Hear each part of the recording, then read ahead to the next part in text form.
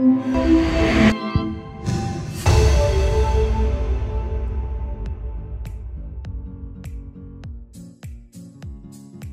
¿qué tal? Mi nombre es Cristina Scholz Madeiro, soy licenciada en la carrera de Antropología y mi tesis está titulada Niños con autismo en escuelas regulares, discursos y percepciones con respecto a los niños con autismo y su inserción al sistema educativo regular.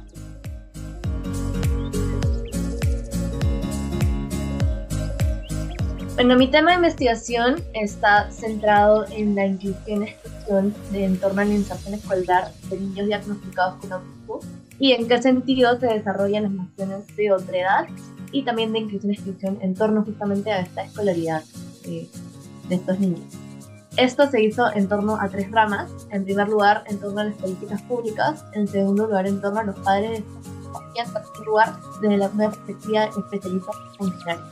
Esto debido a que me basé en el modelo ecológico de Tronfenbrena, donde se explica que el niño diagnosticado con autismo está inserto dentro de 3 sistemas. Primero es el microsistema, que sería el hogar, por ende los padres de familia. En segundo lugar está el mesosistema, que corresponde en este caso a la escuela. Y en tercer lugar está el ecosistema, que corresponde al Estado y por ende a los funcionarios públicos y a las instituciones. Me interesé por realizar este tema básicamente por algo bastante personal, debido a que yo misma en experiencia escolar y de amigas cercanas que tenían hermanos con autismo, pues pude ver las dificultades que estas personas tenían para acceder a una educación de calidad y la lucha que habían enmarcado en ellos, y que esto se potenció sobre todo a partir de la pandemia. Y justamente esta investigación la hice en este marco, y es por eso que me pareció aún más importante, ya que no existe al día de hoy no existía, porque ahora ya existe a través de investigación, no existía una investigación con este foco en la antropología a nivel latinoamericano y peruano, y por eso surgió la importancia de realizarla y de poder pues tener como estos 3 ejes principales para vincular las culturas entre un discurso oficial estatal y la realidad.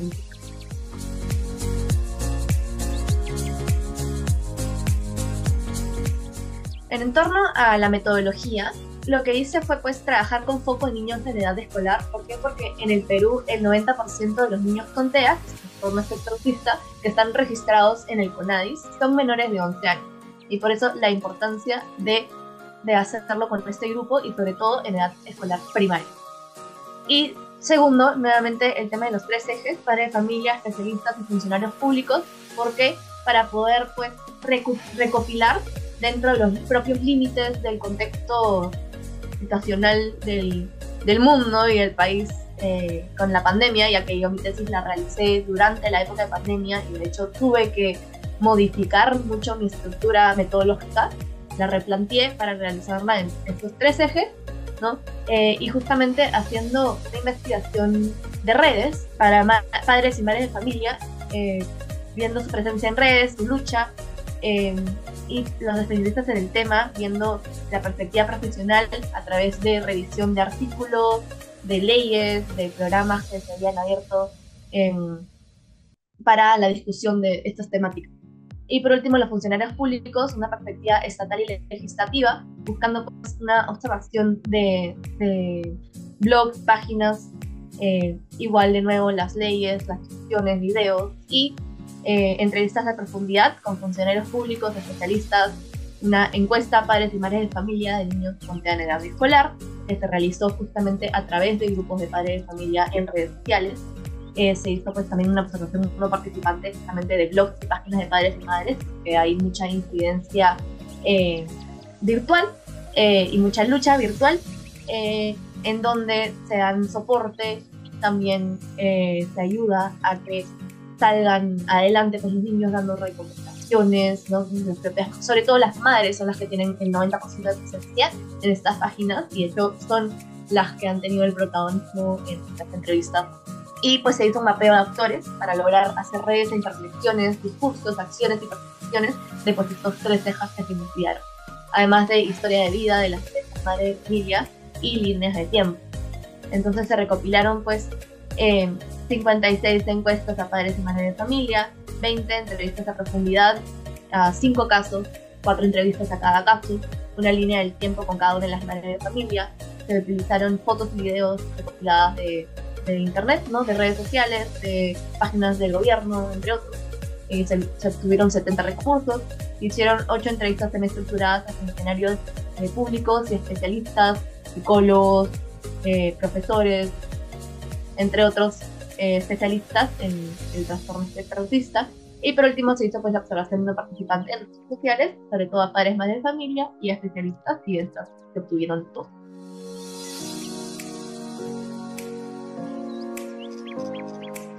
En torno a mis hallazgos y resultados más importantes, se puede decir que la autoridad de niños con autismo está en un constante cuestionamiento y varía de acuerdo con los actores con los que se encuentran y la perspectiva que estos tienen del autismo. ¿Qué sucede? Que hay dos perspectivas principales. Una es la biomédica y la otra es la de la neurodiversidad. En cuanto a la perspectiva biomédica, es una perspectiva en donde se considera el autismo como una enfermedad que tiene una cura. Esta es la perspectiva tradicional. Y por otro lado está la perspectiva de la neurodiversidad, en donde simplemente se dice que la persona con autismo es una persona que tiene una manera distinta de pensar y de ver el mundo y relacionarse con el mundo. Y esta es la perspectiva más moderna, ¿no? Y que se está impulsando más a partir de las asociaciones civiles y ahora más desde el Estado.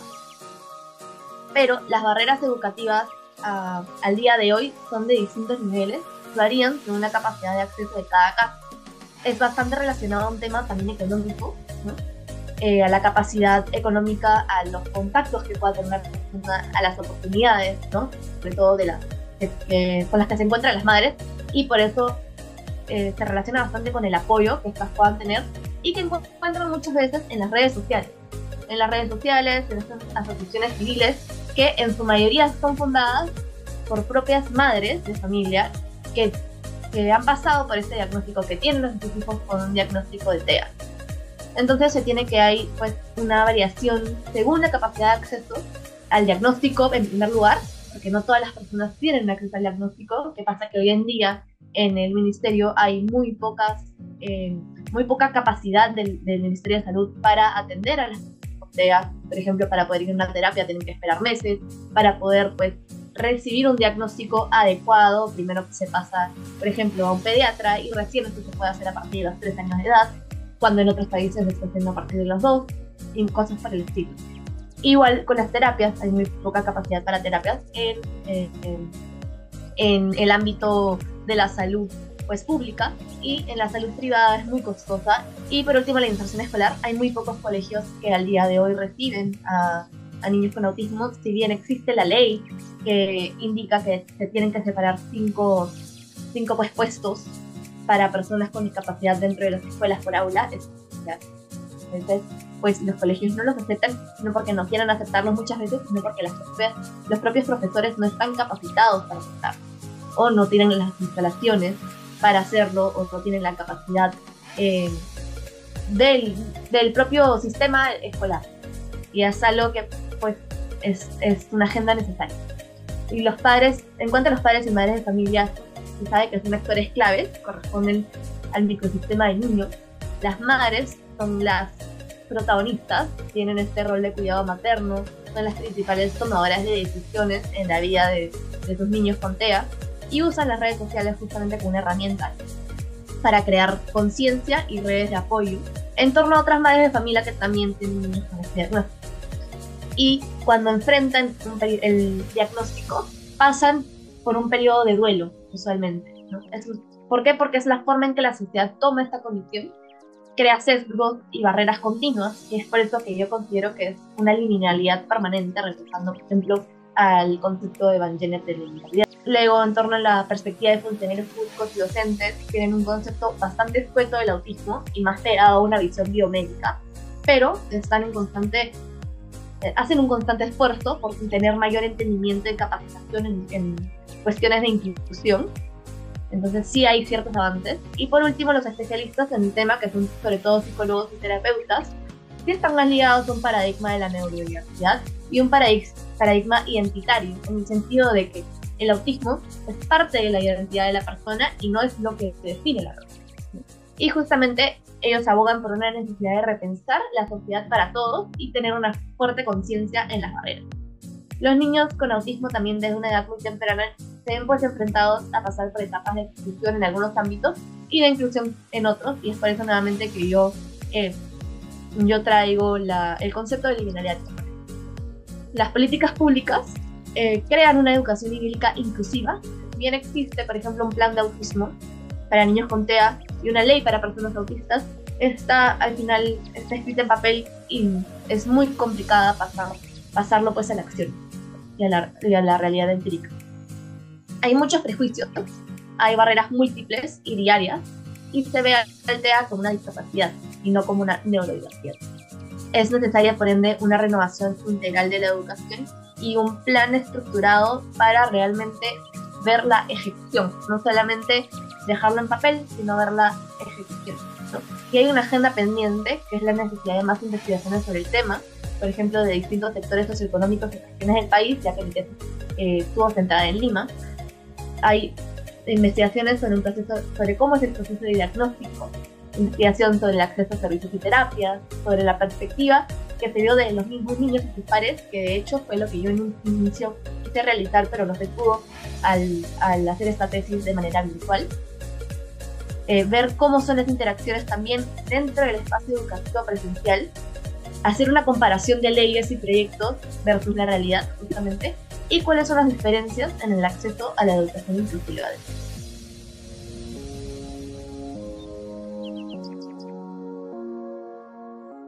Bueno, cuando me enteré que el resultado de mi presentación fue sobresaliente, fue bastante emocionante. Yo la di en Zoom y se conectaron bastantes de mis familiares y amistades, lo cual lo hizo aún más emocionante. Sobre todo además porque yo venía trabajando pues, con este tema desde que ingresé prácticamente a la especialidad. Fue un tema pues que vine trabajando desde la primera clase de investigación que tuvimos en la facultad y que, bueno, tuvo que pasar por bastantes variaciones, sobre todo a raíz de la pandemia, por el tema más metodológico, pero la esencia nunca se perdió, y al final creo que pude pues tener una tesis muy muy buena, a pesar de que fue virtual, que fue todo un reto. Bueno, me enorgullece decir que varios padres de familia de niños con autismo han encontrado mi tesis. De hecho, en búsqueda en Google muchos me han escrito para pues, preguntarme ciertas cosas de la investigación, lo cual me sorprendió bastante, que era algo que no me esperaba. Y bueno, si algo puedo decir es que es bastante necesario investigar este tema y que no existen las investigaciones relacionadas al autismo en la inserción escolar en el Perú y en Latinoamérica en general. De hecho, fue todo un reto encontrar fuentes de antropología. Prácticamente todas estaban en inglés y las demás pues eran relacionadas al autismo, sí, pero de otras temáticas, ¿no? No sobre la educación, que es la base para la socialización del niño, es un derecho básico. Y pues como comenté anteriormente, hay una agenda pendiente bastante interesante y una necesidad pues de tener más investigaciones justamente sobre el tema, ¿no? Hay bastante potencial ahí, no solamente porque no existen las investigaciones, sino por la importancia de tener estas investigaciones. No solamente sobre el autismo, sino sobre la discapacidad en general y sobre la neurodiversidad en general. Porque como decía, son dos tendencias distintas y es pues el reto de cómo hacer que la escolaridad del país sea más inclusiva para todos.